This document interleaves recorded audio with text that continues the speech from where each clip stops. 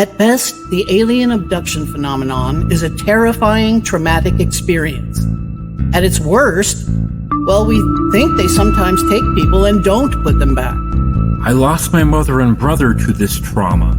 He murdered her, then killed himself. These women are being used as human incubators, with all their children stolen away into the night. A 6-foot-tall entity of blue-white light paralyzed me, then bent down and said into my ear, "Hi, Steve." It knew my name. We hear gruesome stories of experiments and dissections. Imagine dying on a metal table while paralyzed, surrounded by alien faces. It's a real horror story. Good evening, everyone. Hello. This is our inaugural show, our first show on our new Gnostic TV network. It's called Abductions 101, UFOs and the Paranormal Connection. Hello. Hi.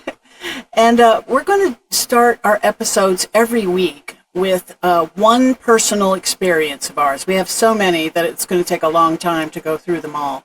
But then after that, we'll introduce our wonderful guest. Tonight's guest is going to be Bennett Tanton, and he's the host of the Broadcasting Seeds podcast. And we were on his show in September, and we're really looking forward to hearing his experiences. That was a lot of fun. And tonight, Stephen's going to tell something about his early family's experiences with the paranormal. Yes, I come from a family of automatic writers going back from what we know to find so far 4 generations. All the women on my mother's side had this gift, and from the age of 3, I was told that we had what was called a family spirit guide called O'Glegley that kind of protected the family and whatever. So I would be, once in a while, I'd be visited in the middle of the night by this 2-legged being that would playfully jump on my stomach and my chest in the middle of the night, invisible also too. And I just accepted it as being the family spirit guide. So one of the best examples I can tell you about what automatic writing is about, number one, it's kind of like a light trance that a person will go into when they feel compelled to have to write down something, like an entity, like takes over their being for a short period of time. And doesn't their hand just sort of write? It writes by sometimes. itself? Sometimes it's the opposite hand. It writes in a different style completely. So anyway, I remember very vividly when I was 9 in 1969, my mother picked me up from elementary school, and she was weeping. And I asked her, I said, "Mommy, what's wrong?" She said, "Well, my mother just died in England." I said, "Well, Grandma is in England. Did you get a call?" She said, "No, I got this feeling and I had to write, and I was told by O'Glegley that my mom had, fallen down some cobblestone steps and died from the complications." And I didn't know what to say. I believed her. And then my dad came home, and he knew about O'Glegley, but he said, "Well, you didn't get a phone call, did you?" He said, "No." So anyways, 24 hours later, we got a phone call from England and officially confirming that she had died from a fall down some cobblestone steps and died from a hip fracture and the complications. Exactly as O'Glegley had said it. Yes, and I saw the same thing happen when my grandfather died, Grandfather Rowe, several years later. Then when Uncle Clifford, she told us ahead of time. Oh, she actually knew when it happened. So I had no reason to doubt my mom. It's just a very odd thing, but it's something. Now my sister has taken up mantle, so now she's doing automatic writing. Yes, she resisted for quite some time for some reason, but then as soon as her mother passed, she felt this urge to do it. It's almost like O'Glegley requires at least one family member at a time to be able to communicate. Yes, it appears to be that way. I tried it when I was 16, and I didn't like it. I channeled through my music instead, so that's more comfortable for me. All right, everyone, that's our first personal experience, and we'll introduce our guest in just a moment. Good evening, everyone. I'm introducing our guest for this evening. His name is Bennett Tanton. He is a veteran of the Marine Corps and the Army and is a leader in defense innovation. He is the creator and host of 2 podcasts, Full Spectrum Frontiers and Broadcasting Seeds. And that's we were his guests on Broadcasting Seeds. Yes, in September, right? Yes, I believe it was in September. And on that podcast, he explores a wide range of topics from military technology, societal impacts, cryptids, and the paranormal. He is the co-founder and vice president of Battle Sites Technologies and currently serves on the manufacturing industrial base team at Montana State University, the focus of which is in enhancing the defense industrial base through strategic partnerships, particularly via the Department of Defense Mentor Protégé program. He has many years of experience in nuclear security and anti-terrorism. Very important work he's doing for our country. And we want to thank you for your service. And Stephen is also a... well, I did 6 years in the Seabees from 80 to 86. Yeah. So not quite like what you did. So. Oh, well. We need those engineers. Yeah, the builders. Indeed. Somebody's got to put the runways in, right, for the Marine Corps. Yeah, that kind of stuff, right? Absolutely. Well, thanks, guys. That was makes me sound a lot cooler than I actually am. So, yeah, thanks for having me on. This is so cool. This is our first episode, as we told you guys before, and we're just so excited. We can't tell you. Yeah, it's quite a transformation. I feel like seems we're like it's been nervous. a long time coming, too, right? Yes. Yeah. It's true. We resisted having a show of our own for quite some time. I don't know why, except I was a little nervous about doing it, and it turns out it's no different than being a guest, really. Exactly. It's the really other not. side. Yeah. You just got to come up with questions, right, and stuff like that. So, yeah, but so maybe Stephen has one for you. Sure, yeah. Of course, a very obvious one. What drew you to wanting to be in the military in the first place? Oh my gosh. Actually, so the short answer is I didn't want to go to school anymore. I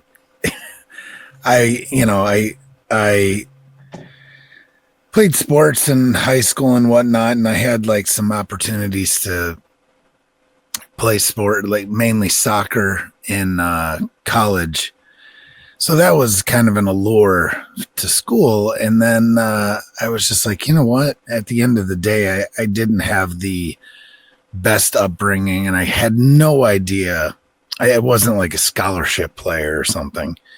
And I just didn't know how myself or my mother would pay for it. So I was like, on top of I didn't want to go to school anymore, I was just like, you know what? I literally saw, because the first service I was in was the Marine Corps. And one day, the recruiter walked into our school, like our resource area where we had like that's where the, what are they called? Counselors. Counselor, right? Yeah, like the counselors were and stuff. And for some reason, I've always been that guy and that's in the search of knowledge. And I think it was like study hall or something, and I didn't have anything to study. So I was sitting in that room reading an almanac, because who does that? Most people don't even know what an almanac is anymore because I don't even know if they have them, right? They don't even know what a Thomas guide is. Right. So exactly. So I was reading the almanac and I see this guy in this really cool uniform walk in. Because if it's one thing the Marine Corps has, it's snappy cool. uniforms. Snazzy uniforms, right? Yeah, especially the I was dress like, ooh, blues. who's that? And then he literally saw that I saw him, and he made a beeline for me and was like, hey, son, you ever thought about joining the Marine Corps? And I was like, well, I didn't until just now. So it's very second. Yeah. So I talked to him, and the rest is history. Where did you serve first? So I was at Camp Lejeune, North Carolina, yes. which is Marine Corps base there. Spent time all over the U.S. though, and like out by you guys, 29 Palms, 29 Stumps, whatever you want to call it. 29 bombs. Steve did a tour out there. Yeah. In 83. been to Yuma a bunch, stuff like that. It was, and then we did a lot of, because it was the 90s, so there wasn't like, a ton of, other than some stuff involving Bosnia. We really worked on, Somalia kicked off too at that time, but we did a lot of drug interdiction actually in the US, everywhere from California. I was in the Los Padres National Forest for quite a while doing drug interdiction there, all the way up to Alaska, all the way over to Kentucky, so we did a lot of that stuff in the Marines. And then I joined the Army. I got out of the Marine Corps in 1996, and you just said, I'll try the Army now. Well, I got out in 1996. My first job out was as a police officer, and I'm not built to be a police officer. I didn't have the temperament for it, believe it or not. It seems very hard, really. It seems like a really hard job. At least I saw that before I anything. It just wasn't right for me. So I got into some contract security stuff at that time, and then my first marriage kind of ended, and then I was like, you know what, I got to go back to what I know. So 1998, early part of 1998, joined the Army. I tried to go back in the Marine Corps. I could have, but they were going to take rank, and I was like, no. So I walked across the hallway, talked to the Army recruiter, and they put me in. And I got stationed in upstate New York, and basically haven't left since then. Left here because I'm in the Syracuse area now, so I haven't left here since then. Well, so I have. The wife and I moved away with the kids for a while. Did like an East Coast whirlwind tour for like 2 or 3 years, and then came back up to New York. So I'm kind of curious. So did you come from either a family that had strange experiences, or did you have strange experiences when you were young? I did. Not my family. I don't really have, other than I have a shared experience with my mother. We lived in so where I grew up, and I grew up technically in Illinois, till I was 13. So the house that we lived in there was at that time it was 104 years old, farmhouse. Like literally it was a farmhouse, and the rest of the neighborhood kind of built up around that house. It was kind of one of the original houses in the area, and it was definitely haunted. Nothing like malevolent, never felt anything bad, but there were definitely some spirits. One of I think a younger boy. But the shared experience my mother and I had was actually of I can't remember if it was 2 or 3. I'd have to ask her. It was 2 or 3 figures standing at the end of her bed. My dad traveled a lot, so it was Illinois has some pretty good storms that come through there, right? Thunderstorms, tornadoes. And it was a really stormy. It was a dark and stormy night. Stormy night. Story. It's like seriously, it's so cliche. It's ridiculous. But either way, I crawled into bed with her because they had this giant king size bed, and I remember waking up at one point, and there were it was either 2 or 3 figures standing at the end of the bed, and it was like that lightning crash kind of backlit light. And I just screamed, and my mom had also, she woke up similarly and had seen them too. So we've talked about that throughout the years. And I also feel like I felt like I could see like a dog or something, like flashes of an animal out of the corner of my eye all over the property. Right. Wow. So that was my first dose of that stuff. Yeah, that would get you involved in the paranormal Yeah. How I about mean, I the was always military? interested being in the Boy Scouts. Yeah.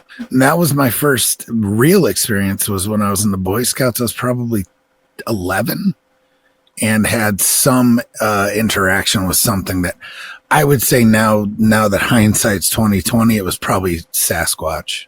Right. At a camp not far from where I lived, that was terrifying. And it was me and two other boys. And we all agreed on what we saw and heard and smelled. Mainly it was awful. But yeah, it's the quintessential. I ran into Bigfoot and I smelt him first. Yeah, I've heard that of. they stink to high heaven, I guess. Well, I guess they can, right? Yeah, that's so. called Skunkape, depending on what area. I think more in eastern, southeastern, they're called skunkapes. Skunkapes, right? Yeah. Basically from Louisiana over to Florida. And where was your first sighting? Illinois. I mean, in Illinois, in the forests of Illinois. Yeah. Yeah. Now they're everywhere, you know. Yeah, on a different tack, I'm curious, what drew you to want to become a Reiki master? So once I got out of the military, this was 2003. Yeah, I wasn't doing that great. I had the first transition from 96 to 98 really went poorly. I mean, I just didn't fit in anymore. Right. Went back in the military, got out again. And still, as I came out, I just did not really fit in. I mean, I had a great job and I had, I made good money. But I carried a gun for a living still, and it was one of those things. Everything weighed on me. I had definitely at the time, had post-traumatic stress issues, anxiety, depression, all the things. This doesn't happen to everyone. It's not everyone that's a veteran has post-traumatic stress, right? But I definitely did. But a lot of that also I figured out later is bled over from when I was a kid. But right. So I became later on, once I got I was in the nuclear industry for quite a while. That was my job after I got out of the Marine, or after I got out of the Army. I got into nuclear security and did that for about 11 years or so. And then I basically had a breakdown, had a mental breakdown. And the crux of it all was I just couldn't basically carry a gun anymore. Like it was just weighing me down. I was wearing the kit. It was basically like I was still in the military. And it was just not mentally good for me. So I went through therapy and went through a bunch of stuff for recovery. And about 2 years into this, I discovered peer support and became a peer support specialist and started working with veterans myself because I felt a good job, like 100% better. It was, and one of the things that really helped me was energy work. Right. And some of the best, my phone, goodness, get off. Sorry about that. Energy work. And one of the best ways that I found to influence, be able to help others was through Reiki. So I decided to go through and become I hate using the word master, but that's what they like to call people, Reiki masters. So I just like to say I became a Reiki practitioner, and I've helped. I actually used to do Reiki while I worked at the VA. They were gracious enough to give me a room, and I had a table and everything, and probably had, anywhere from 5 to 10 appointments a week where I was able to use, treat veterans with Reiki. If you call for years, I've worked for a long time. So Yeah, yes. If you recall, told Stephen was an acupuncturist. He's retired now. Yeah, and I Uh, love acupuncture too. Yeah. That was something else that helped me significantly, especially with pain. Yeah, I had the advantage because I was already a Tai Chi practitioner and a teacher when I came to acupuncture. And I came to acupuncture kind of in a roundabout way. I took a Touch for Healing class when I was 19, and I just had so much energy coming off my hands naturally that I wasn't even touching the woman that I was working with. Says, "You should feel this guy's hands. He's not even touching me." And then somebody at my church said, "You should really study Tai Chi." And the old saying, when the student's ready, the teacher appears. And that Absolutely, yeah. is absolutely what happened to me. It was like I suffer from a lot of anxiety throughout most of my life. And he was an abduction victim, and oh so yeah, was his brother. I mean, your story's pretty amazing. Talk about stress. Yeah, right. Yeah, so the coins being magnetized and all the craziness with my family being a bunch of spiritualists that really didn't talk about it unless we had to. So I never knew what was coming. So. Yeah, right. But I knew it was real. So it's like, but you can't really, you can't really talk about it with your friends that much. Oh no! Unless only just really, really close friends I could talk about it. But yeah. Anyway, so this is your requesting in you. So yeah. So let's get to the meat and potatoes. I here. wanted to ask about your nuclear securities work. Did you first come into any contact with people who'd seen UFOs?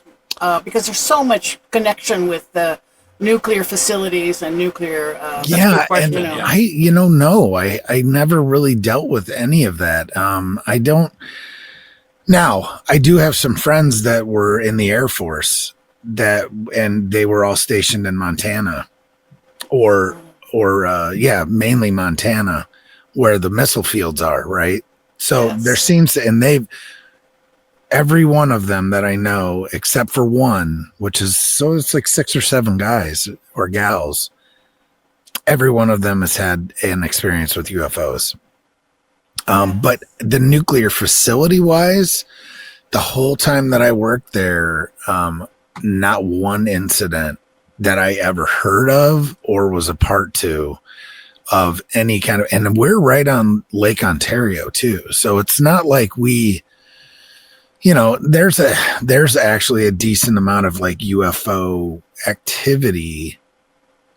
Considering too, we're only an hour from one of the biggest one of the biggest military installations on the East Coast, up here in upstate New York that nobody knows about, called Fort Drum. But there is a decent amount of UFO activity up here, sightings and whatnot. Yeah. Are you near the Hudson Valley? No, other side of the state. So we're literally right by Lake Ontario. So never really had that, but again, know a lot of people that have had encounters out west, well, in Montana especially. I have never had a UFO.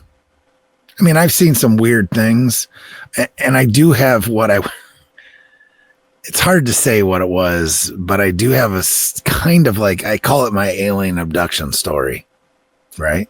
Yeah, let's have it. But I don't know if it was it. So here, I'll just tell it. So one of my buddies and I, we were stationed at Fort Drum at the time, which is up in upstate New York, way upstate. We're 28 miles from the Canadian border. And about an hour and like 10 minutes north of Syracuse. So we were down there. It was a Friday night, and we had decided to go down and like go to one of the bars, go to a club, whatever. And we figured we would just get like a hotel room and stay just to get away, right? From base. Well, one thing led to another, and it was just kind of a bummer night. Like, we didn't really meet anybody. We didn't really, and I wouldn't say we overdrank, because I felt fine to drive. And I knew that I wouldn't do it if I didn't. I mean, we were going back to go back on base, and I wouldn't even try if I felt like I was, Yeah, Right. that's for sure. Yeah. So, and I'm just never was a drunk driver guy.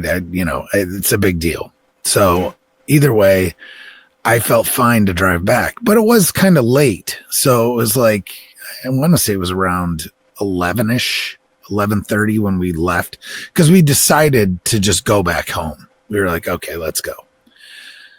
So I remember the last thing, just driving, my buddy passed out in the passenger seat, and I was just listening to music kind of loud to help me stay, but I didn't feel tired. I wasn't like, how you'll like fall asleep and like, bob your head and whatnot. None of that. None of it.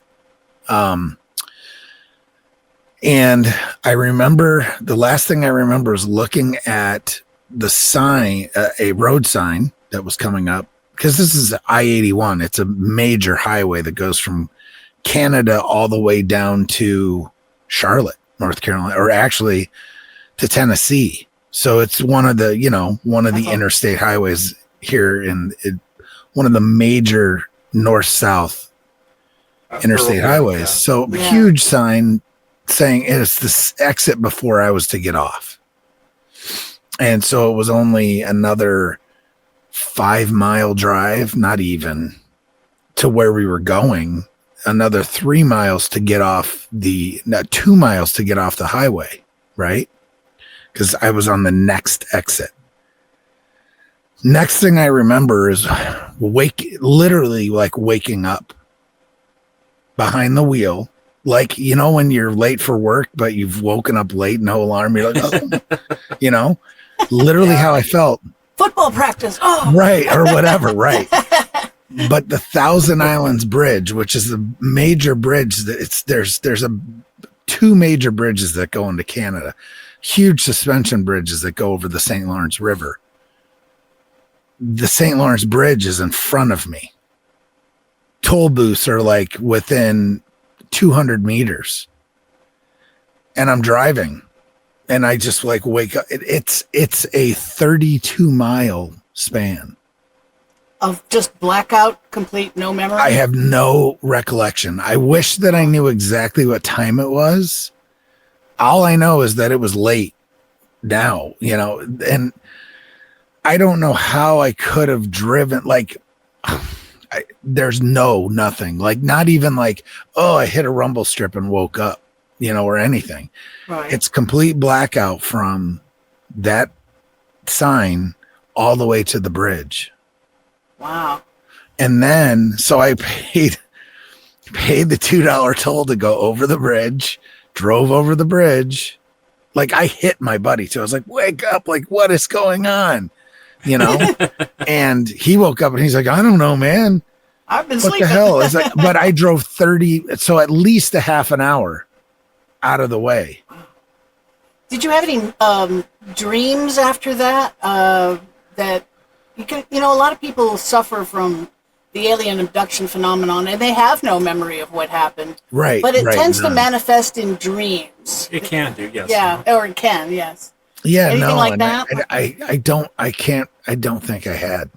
How old were you when that? You must be like in your I was 20s? mid-20s. Yeah. Sounds like a mystery that may never be solved. So then I went over the bridge, turned around, and drove back, and got back home and went to bed and the whole thing. And I was just kind of like, oh my God. Like, so that's my alien abductions. That's what I call it. Because I don't really have lost time like that any other time, but it wouldn't be a big deal if I hadn't been driving. Yeah. That's a head scratcher for sure. It is. Because obviously you would remember pulling over off to the side. Oh yeah. I would remember, and I just don't. It's nothing. Yeah. It's like blank. Yeah. So you probably must have some opinions on the most recent disclosures. The congressional hearings. Yeah. Did a really short one just the last few days on. The Arrow. Yeah. Yeah, the Arrow fella. Yeah, the Kovlowski guy. Yep. Yeah, and I mean, I don't know what to think anymore. I mean, I know something is going on, right? And we've talked about this. I'm kind of on board with your type of theory. Maybe not specifically that, but very our theories rhyme. You know what I mean? Yeah. They might not be the same, but they definitely not exactly rhyme. the same. They definitely intersect. Yes, correct. So I also do think they're, I'm not sure that they're from outer space. I'm pretty sure that they're, either interdimensional or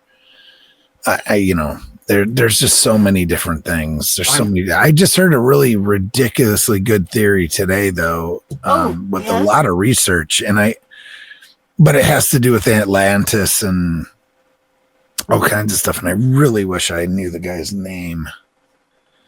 But it was just a really good, some good research is what it was. Yeah, we're really big on the mom theory, means, opportunity, and motive. Absolutely. There's and also watch what they do and not what they say. Right. Their behavior patterns, patterns they speak, that they're pretty concerned about the 2,000 nuclear detonations we've done since 1945. Well, because that is their livelihood as well. But, one of my big things is a lot of people will talk about Zachariah Sitchin and the Anunnaki genetic manipulation on us. Well, to me, that doesn't make any sense. The reason being is why, if you're these amazing supreme beings, right? And you can do all these things with all this technology. Why would you take a bunch of, apes, basically, or whatever, Homo whatever erectus, right, whatever we are, and turn us into slave labor? It's just not efficient. We're actually pretty fragile beings when it comes down to it. To mine gold or whatever the theories are for that. To me, it just doesn't make sense because, and you just brought it up, Stephen. What was that again? The means, opportunity, and motive. Yeah, I don't think the return on investment there doesn't hit me right. Does that make sense? According to the Anunnaki scrolls, at least from Sitchin, for one thing we know is that, or we suspect that they are much longer lived than we are, for one thing. Yes. And they were here for supposedly 150,000 years before they just said, listen, we're getting tired of doing this ourselves. Right. Let's okay, we have the power of genetic manipulation. Why don't we take these Homo erectus and uplift them and teach them how to speak and make them do the work? Yeah. Right. I always thought which kind of makes sense too. Yeah, I always thought it's kind of weird how we have such this fascination for gold and how we're so good at enslaving people. I mean, it's kind of like, we were made in our maker's image. Right. We learned some pretty bad things, too. So I would have thought all along that the story of the Anunnaki and coming here on this planet that swings through our solar system every 3,600 years. I always thought, well, that's a lovely myth, right, and a lovely story, but. Then this was it Jason Martell, I believe. Yeah, Jason Martell was the. I went to a seminar with Jason Martell, and some of the current research shows that the neocortex of the human brain has been tampered with, and about 300,000 years ago. Yeah, right. It looks like a CRISPR job was done on it near broke his brain. So, like an edit on our speech center. On our speech center. So that's all. This is all stuff I didn't know about, until just recently. I do know that we have some fused chromosomes as well, which isn't unheard of in species, but who knows? So the guy that I was listening to, his name is Chris Horlocker, and he's got some really good theories, and I wouldn't even do it justice trying to even go into it. So I will refrain from that, but all right, we'll look into it and we'll bring it up on a later show. Yeah, it's pretty. Chris Horlocker. Yeah, Chris Horlocker. So Chris Horlocker. Okay. Yeah, the problem we have is that we wouldn't uplift ourselves. I mean, so somebody uplifted us. Somebody, right? Somebody had to tamper with it at some point. And we have so little history prior to the Younger Dryas comet impact. Yes. Of 12,850 years ago, and that has been confirmed that it really did happen. And for sure, and I believe totally agree with that. And I think it's the cause of the Great Flood and all the all the stories. I know when we were connected with growing that. up as kids, I thought that would be the least likely story in the Bible to be true. Yeah, I thought that was the most far-fetched, and now it turns out we're experts in it now. So it's kind of hilarious. Yeah, that's the Younger Dryas of those events, because it's more than one. That's pretty intense and everything. I remember digging into that stuff too. And what really got me and really kind of like, it was the light bulb that went off for me about that event was what they call the Carolina Bays, which are features, especially down in like Maryland and the Carolinas, hence the name Carolina Bays.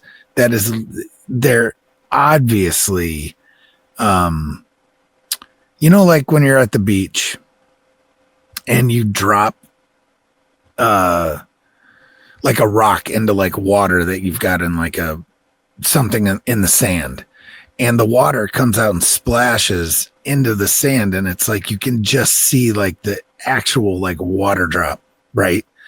And the indention that it makes in the sand, right? It's pretty, it's very unique, I would say, right? Right. And if you look at a map of what are called these Carolina Bays, they're obviously like small impact craters from ice that was ejected from the sheets as this comet, pieces of this comet, slammed into it and tossed them into the atmosphere, right? Yeah. So you can see the scarring on the world. Right. What didn't get vaporized is coming down in the size of like school buses, right? Yeah. Right. And it's going somewhere, and then the ice is plunging in, making this like crater, and then it's melting, right? Yeah. When you figure it was 62 miles across, it was a big dirty snowball coming through at about 40,000 miles an hour. Yeah, it's crazy. And like just the scorched earth, and I mean, all the nano diamonds that they find now because of these things, it's very compelling. And I don't think you can even argue with it anymore. But. Yeah, it's the concentration too, because there have been other critics that have said, well, you can find nano diamonds almost anywhere. Yeah, in small amounts. They're not hyper concentrations. A little bit here, a little bit there from small impacts. Yeah, and they're all in the same layer. Yeah, the Ucella, the Ucella horizon and the Younger Dryas boundary after. Yep, for sure. Yeah, so I was pretty sure that the Great Flood really happened. It's just that we were looking for the crater for a long time. The nanodiamonds were the smoking gun, though, because they only formed during celestial impact events. And so we're looking for a crater, and then the Hiawatha crater is discovered, right? And I'm thinking, this is it. This is the one we've been looking for, right? But of course, it was dated to 48 million years ago, and I'm like, crap. And I wrote it into the book that way too, so I have to make that change eventually. Well, yeah. So anybody reading our book, please just whenever you see the word Hiawatha, switch it to Younger Dryas comet, please. So you have a fascination too with the cryptids, right? Oh, yeah. Well, that's my gateway drug to this whole thing. I mean, I had the paranormal experience. Oh, the Bigfoot was your gateway, right? Yeah, Bigfoot, for sure. Can you tell me more about that experience with the other scouts? So this camp ground that we used to go to had different areas. And we had a pretty big Boy Scout troop. And so we had, different squads within the troop. And each squad got to choose where they were going to camp for that weekend, right? So we had chose this pine forest that's off to the side. It's kind of out and away from everything just because, we didn't want prying eyes. We just wanted to be able to do what we wanted to do. And, freaking teenage boys or whatever, just whatever. And so we were camping in this pine forest, but in between, so then the one stipulation is that we met every night for dinner, right? because they would cook it at the main camp. And like each squad had a different night that they had to cook dinner for the whole troop. So Cool. so we were en route. Sun was kind of going down. It was very dusky, you know. So it was, and we were late. So we were gonna get in trouble anyway. But we were running we had to go through this like 2 like hedgerow type things to get to this main field. It was like a parade ground, and the main troop area was on the other side of that parade ground in a couple of cabins that were there. And we never wanted to stay in the cabins unless it was winter. And then we would, but so we hit and you have to, before these hedgerows, there's a stream, like a small stream. It's like a runoff stream, though. It's nothing raging or whatever, but you do have to jump over it or you're getting wet. You know, there might be, 3 to 6 inches of water in it at every given moment. But so you have to jump that, and then you hit this first hedgerow, but we could like crawl under the hedgerows, right? Okay. So we hit the stream and jumped it, but we all at the same time like stopped because we could smell it's like a combination of like rotten, like decomp, like just really bad, and like a wet dog, like just there's I've heard that. Really gross, just not good. And like a wet dog rolled in a dead sewer bear, or something. bear Yeah, carcass or just something. yes, exactly. It was really bad. Skunk's got one smell, but the Skunkape is totally different. Yeah. So Its this own was musk, not good. huh? Yeah, it was awful. So we all stopped and we're like, whoa. And all of a sudden the hedgerow in front of us like erupted and like just started shaking, right? And we were all like, what in the hell? Like, it freaked us right out. And you could hear these, like, it wasn't like a scream or a yell, but it was like just like it's subsonic growl, like infrasound even, like you could feel it, right? Yes. Mm-hmm. And we just like made a quick right-hand turn and went running up the bank of that stream, in between the stream and the hedgerow, and we literally could hear something on the other side of the hedgerow with footfalls Pacing you, huh? just Oh. boom boom boom, and it felt like it was like a buffalo or something. Like, it was crazy. But it was definitely bipedal. It wasn't like a horse or something like that. It was Right. Yeah. it was 2 distinct footfalls. And the one kid that was in the last kid, because you only have to run faster than the last person. That's right. That's the old bear. That's the old bear story. 2 guys in the tent, right? So I was like, nope. I was flying. And so I It heard couldn't him, be me. but I was older too. So Yeah. I hear this kid start screaming. I can hear it like it was yesterday, screaming I laugh now because it's literally like when you see like these TikTok videos or whatever, people scare each other and they scream like, high pitched scream. And that was this kid. So I had to stop and like turn around to wait, because he was just losing it. That kid actually, after that incident, his parents came and picked him up. He left. He was done camping, huh? Yeah, and I don't know why we didn't too, but we went back. Like it's like it happened, and like we never talked about it, which seems to happen quite a bit with this type of thing. Yep. Yeah, people are afraid to talk about it, or Maybe. reluctant. Yeah, Is it? like we talked about it and like we verified like that happened, right?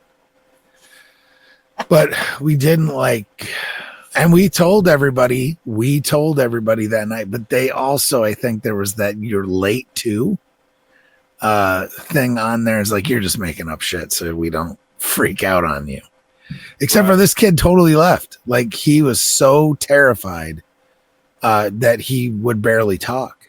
You'd think they could tell, because your eyes as big as saucers, and doubt. I think they knew, because there's legends that go back there in that area that go back about hundreds of years with the Native Americans in that area. So yeah, I've always found it interesting how the Native Americans have such a different viewpoint of what they call our Star Brothers or Sasquatch. People like just they're like a whole nother tribe, right? Literally, right? Yeah, they in the Mount Shasta area, they call them the Men of the Mountain. Yep. And they basically say, we don't mess with the mountain men. That's their territory. Yeah. They come down sometimes. Yeah. Do not camp above the tree line. That's right. That's the rule in Shasta. That's for correct. Sure. And not just because of Men of the Mountain. Well, there's what do they? What was it?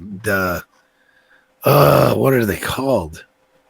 They're people as well, not just Sasquatch, but the Atlanteans. Yeah, but they don't. The Lemurians. The Lemurians. That's it. Yes. That's it. Oh my gosh. They're supposed to. I can imagine. There's that one story from that Native American gentleman.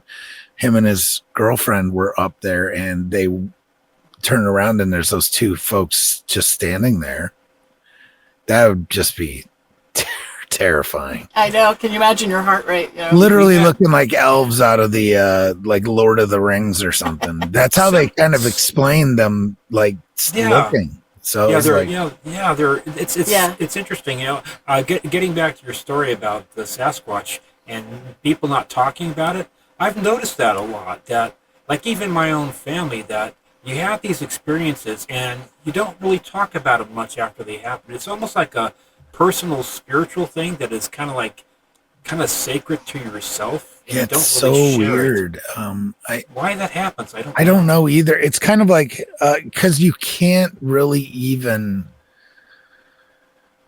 because unless the only who you talk to it about is other people that have had experiences. That's who you talk about it with. Yes, I don't talk about it with my family because they are like, okay, where's the video?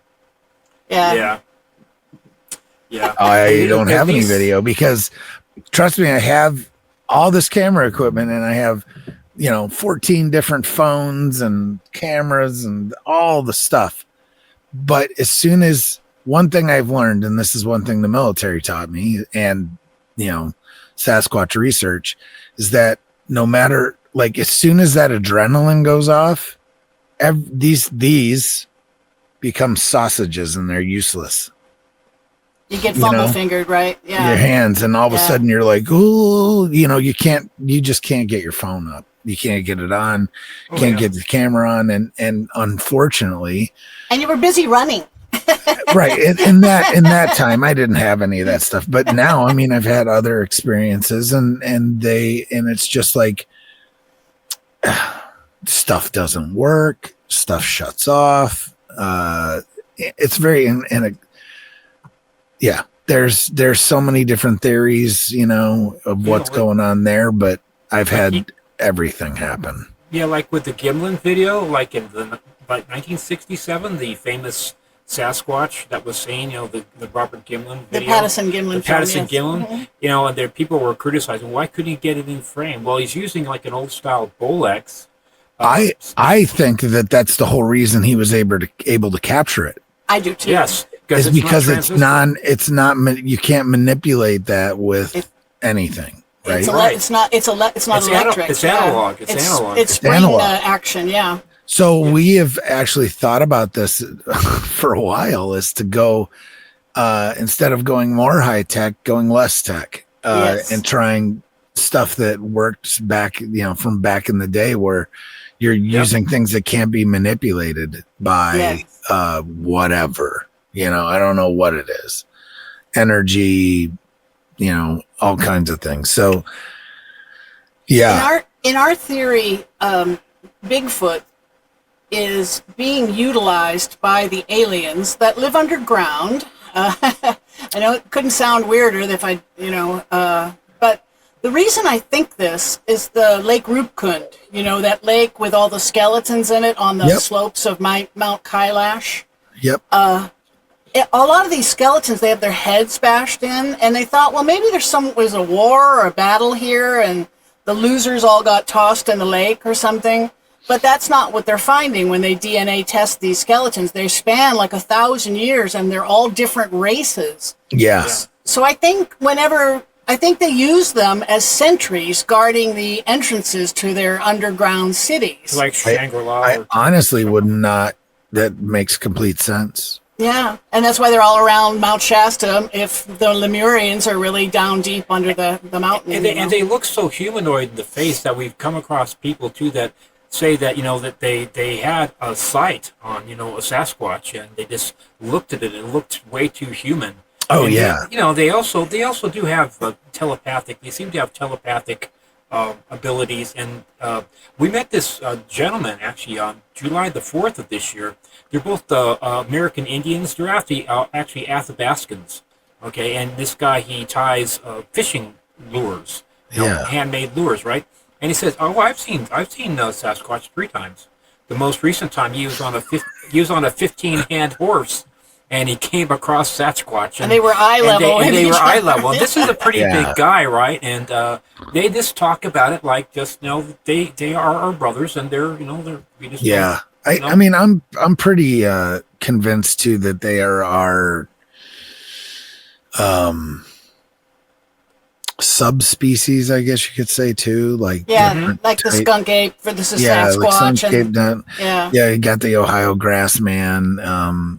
You've got up in Alaska the sightings that happen up there where these things are enormous. Much bigger, and they're calling them like a boreal Sasquatch, right? Like 10, 11 footers. And they tear trees out and stick them upside down back in the ground. And stick them back in, right. I was reading something in, I think it was Dolan's work, it was Meldrum's work on Sasquatch. They're talking about the reason why the Sasquatch are bigger the further north you go, because there's some kind of a formula like a 1 times 2 times 3, length times width times height. The bigger you are, the more you actually retain heat. Correct. So that's why you'll find, like in Australia, the Yoways are smaller. Right. As you go further north. Or like down south, like skunk apes are notoriously, like max out at like 6-7 foot. It's still a gigantic animal, but you know, they're not like the 1,200 pound 10 footer, that 10 footer, that's like insane. The Alaskan model is supposed to be 6 foot across at the shoulders. Just insane. So I can't even imagine that. Can you imagine coming across a 10 foot? Well, I had that was the second experience I ever had was in Alaska. And whatever was in front of us was enormous. And it was very similar to the first experience that I had. Didn't get a direct, visual. But whatever it was massive. And you could just feel and we had literally had a incident earlier that day with a female moose. So we knew, and that's a massive animal too, right? Yeah, 1,000 pound animal. This was even bigger than it. It was absolutely ridiculous, and we know it wasn't a bear. Just from the sheer, why would a bear be doing what? It was just tearing up the forest in front of us, literally like a bluff charge, like a right. And we were in a national forest doing drug interdiction, and whatever it was did not want us where we were, and we didn't stick around to find out. They're more aggressive, I understand, in Alaska too. Right, absolutely. That's the reports, right? Right. Polar bears are, them too. They're they're allegedly the largest land carnivore that we've got on the planet. So.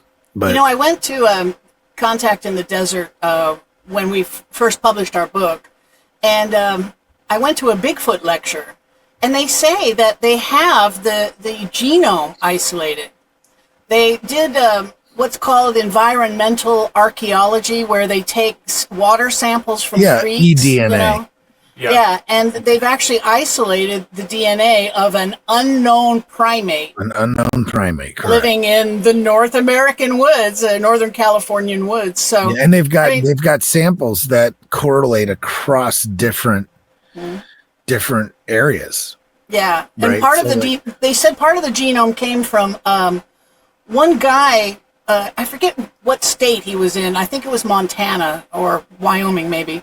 But he walked out of his cabin and turned the corner, and there's a Bigfoot. And, you know, he went, ah, and the Bigfoot went, ah, and then turned around and ran, and it crashed into the side of the cabin. Yep.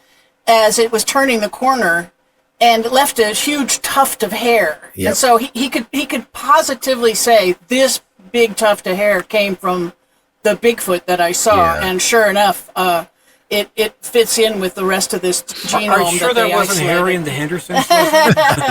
Well, I mean, there was the back in the day, and a lot of people discount it because of the Melba Ketchum. There's controversy with that whole DNA project, the Sasquatch DNA project. But there's because there's a lot of people that were involved with that are legitimate researchers and or scientists. Yeah. And so bottom line is who's to say? I mean, I know that there's people that are very critical of all of that evidence that was collected, but there's a lot of people that believe it too. So, Yeah. On whether or not and that DNA came back, all that whole study came back is that the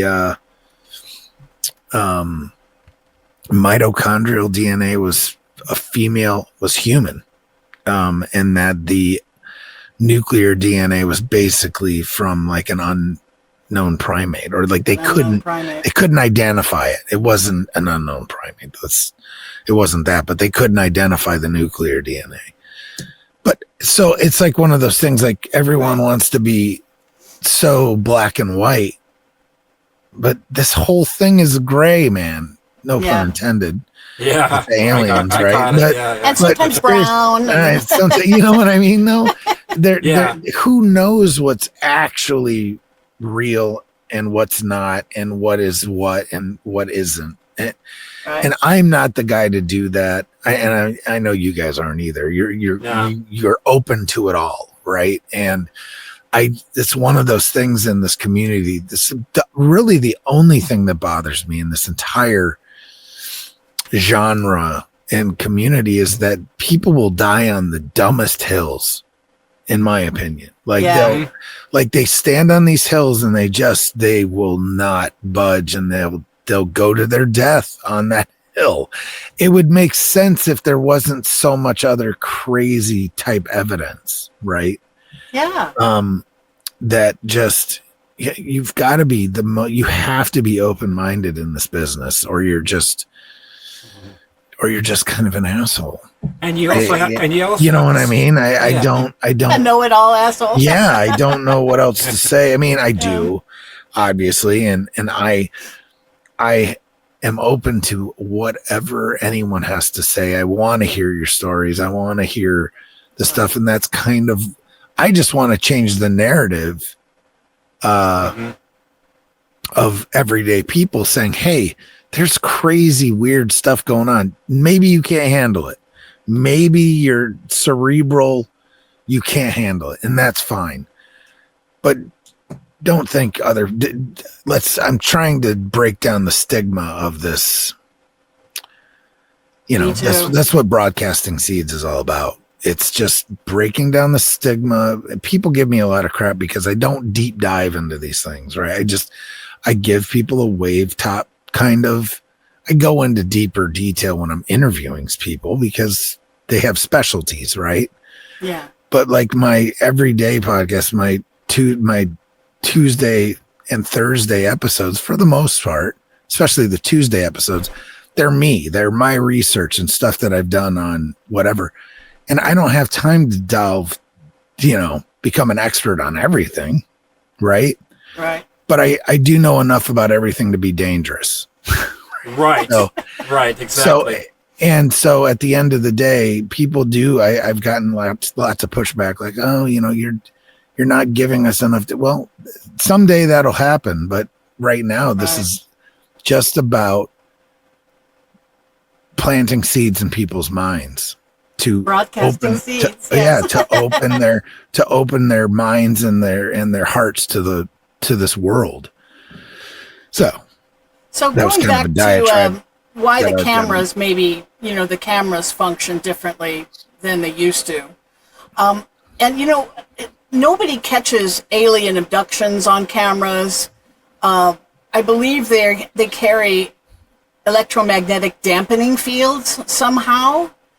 And if I were, say, a Lemurian sitting at my desk under Mount Shasta, and my job was Bigfoot wrangler for the night, and I sent out my 10 Bigfoots for sentry duty, and they all carry these electromagnetic dampening fields.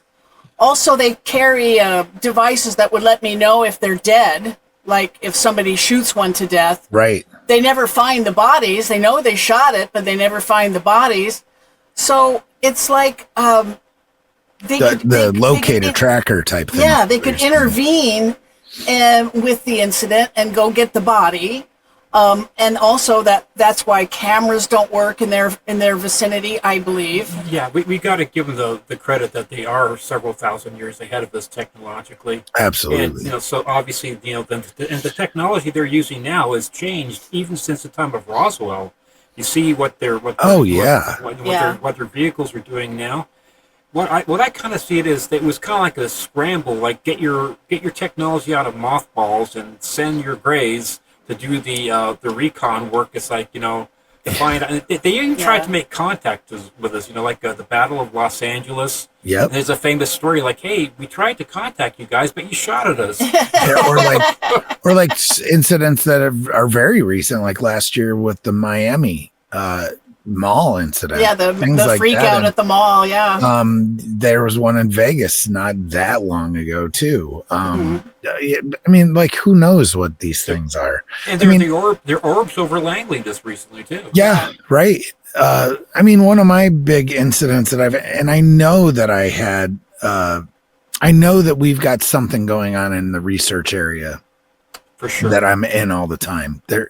There's absolutely, can I say definitively it's a Sasquatch? No, but there's a lot of evidence and it's, that's pretty compelling from me and my partner that we look at this, that we go to this place. And I was out alone. This was earlier this year, the summer, like maybe, I guess it might've been July or August. It was end of the summer. And I had I have a thermal camera that actually just attaches to my iPhone, and it's awesome. It works great. I mean, yeah, neat. I've used it for, all kinds of wildlife, deer, all these things, just filming stuff in camp, screwing around. So I have a couple old, and I say old, but they're cell phones that, like they're like a iPhone 13 or 14 that like my kids don't have. Like they upgraded and I just kept the phone. And I use those for recording. I use those for video. I use them for all kinds of things. Well, one of the things is I have two of them that I've got dedicated to this thermal. So I was out at the research area, spending the night by myself out there.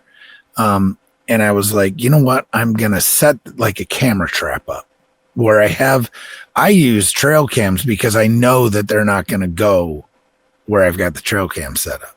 Right. If anything, if you're camping and you don't want Sasquatch to mess with you, just bring some trail cams because they're not going to show up. Yeah. Right. Yeah. I think they also can, the field dampens them as well. Absolutely. They might be able to see infrared. You never know. There's a million different things that it could be, right? So either way, I had these strategically set up. Now we have a fence because we've had incidents where tents were pushed in and pushed down, you know, while we were in them, kind of things. We have a fence around our camp in our research area. It's not going to stop them if they want to get us. But at the end of the day, what it's going to do is alert us at the very least that something's coming. Right. So I've got this fence and I had it set up so there's like a 12-foot spot. That's the only place that wasn't under video surveillance.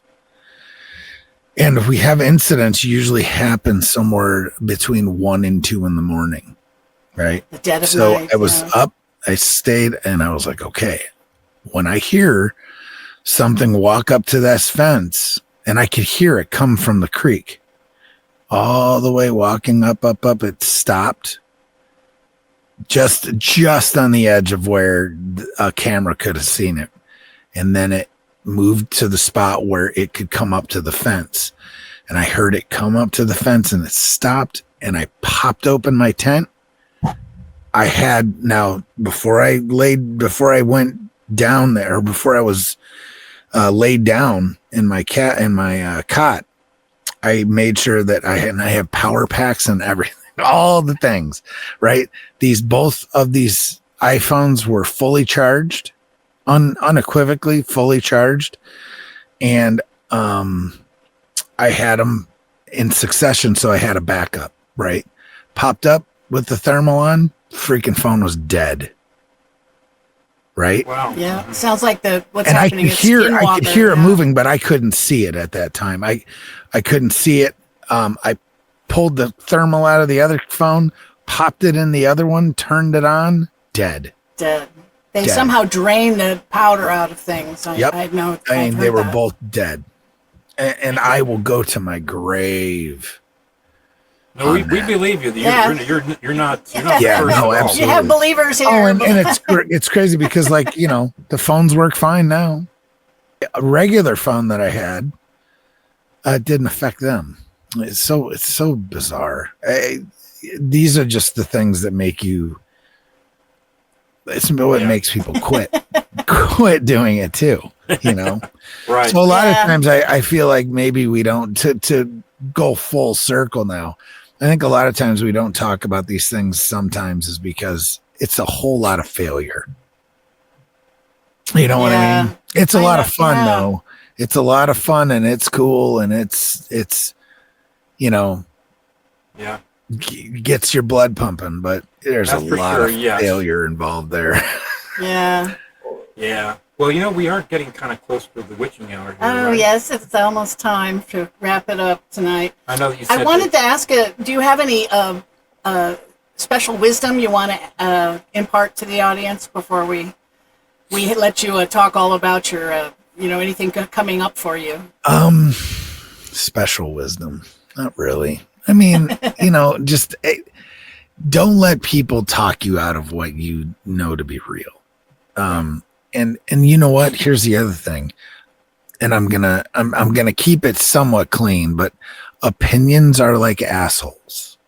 Everybody has one, and they all kind of smell.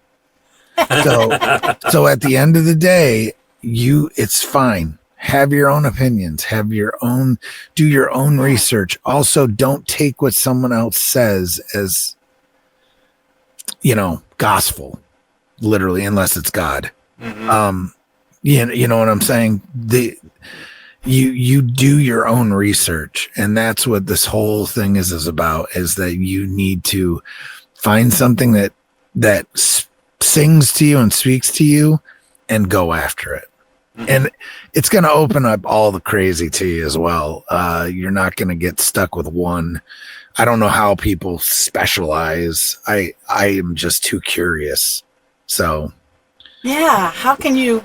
I like to look at the whole. Yeah, because it's all interchangeable somehow. Somehow all this stuff connects because it's of this world, right? And right. Yeah. I feel lucky that I had early experiences as a child, and I had experiences that I experienced with my whole family, especially my dad, especially the magnetized coins. So I know physical manifestations have happened to me. Correct. In contact and missing time. So the things that I know experientially Like I've gone to some one experiencers group, and one lady next to me, I could tell she was really telling the truth. It was. Well, like, this other lady was complete full of it. I think we talked about this in our interview. Is sometimes you become once you've interviewed enough people, you become very attuned to bullshit. Yeah, that's the word I was looking for. Yeah, yeah. And the especially the abduction phenomenon, it's remarkably similar from experience to experience to experience. Abductees saying the same thing again and again and again and again. Well, also their silence says so much too. Is that very rarely do people remember the actual abduction? I mean, yes. Right. Maybe drips and drabs of it, maybe, yeah. But right, maybe little flashes of things, but otherwise, that's kind of how somebody might be telling the truth, is that they don't have a story about what happened to them because they don't know. They can tell you before and they can tell you after, but what actually happened in between? Yeah, like Stephen's these little family, suckers are really good at their jobs and whatever they're doing. Yes, they are. Right? Yep. So, like the family would see something weird and then black out, and even frightening, even terrifying. They might be terrified and still just black out. Boom. Yep. So, okay. All right. And do you have any projects coming up you want to tell people about? Other than just I have two podcasts that I'm doing. One of them is because I'm a huge history buff too, but Broadcasting Seeds, obviously, which is a show that you guys were on, and that is totally paranormal, conspiracy theory, cryptid, the whole high strangeness plethora of projects. You know what I mean? Name it, I've probably done an episode, or I'm planning on doing an episode. Plus, if anyone ever has any ideas, feel free to reach out to me and give me your ideas. Tell me about your experiences, because that sends me down rabbit holes and I love it. The other podcast how would you like them to reach out to you? So there you go. Any social media, you can basically Google my name and I'm the first 3 pages. So figure, whether it's LinkedIn, Instagram, Facebook, TikTok, I'm on all of them. Spotify. Right? Spotify. Yeah. You can listen to the podcast everywhere, between YouTube to, you can reach out on YouTube, whatever, all of them. Great. The other podcast is called Seeds of History. So same concept, but I'm talking about American history. And I think I've just gotten to like the Norris settlements up in Nova Scotia and Newfoundland, right? So either way, fascinating subject. It's a great subject, and there's a lot of crossover, so it's kind of cool. And the area you live is steeped, very rich. Yeah, I did history. The last episode I did before that was on the Iroquois Confederacy, and if you want to learn about politics and the way that we should do politics, do some studying in the Iroquois Confederacy. Is unbelievable. Very sophisticated back in, the day, just unbelievable. But other than that, I can't really think of anything. I'm part of an organization called Cryptid Search and Investigations, which is a nonprofit organization where we're basically trying to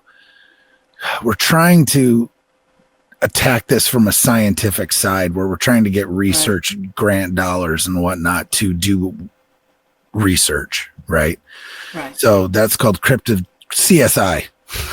It's kind of fun. Cryptid Search and Investigations. That's you can find the groups on Facebook and on Instagram for that. But that's the only project that I've got going on beyond what I'm doing. So. All right. Well, thank you so much for being our guest tonight. We really appreciate it. You were the perfect person for our first show. Well, I appreciate it. So I'm glad that you reached out, and if you guys ever, I plan on at some point here, probably,